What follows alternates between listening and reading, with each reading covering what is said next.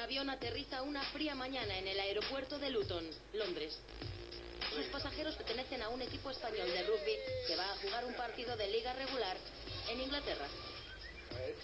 Desde 2006, los Poblenou Engineers de Barcelona juegan una competición local de condados en Inglaterra.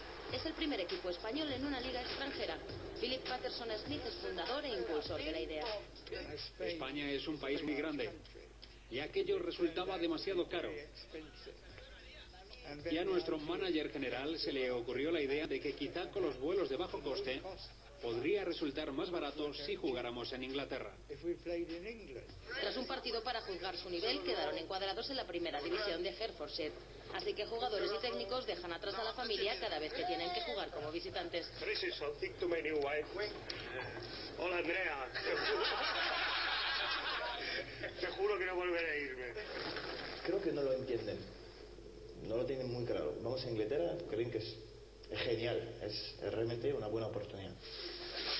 Tenemos que acostumbrarnos. Cada vez que venimos aquí no llevamos las mismas botas, tenemos ropa para protegernos del frío. Los españoles son casi imbatibles, han ganado los 2 últimos títulos y tienen muchas opciones de conquistar un tercero. Este año han ganado todos sus partidos en el inicio de la liga y de nuevo dejaron huella entre sus rivales.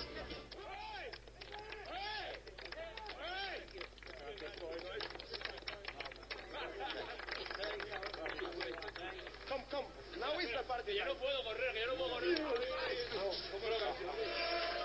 Y la buena acogida de los catalanes en Hertfordshire hace pensar que la historia continuará.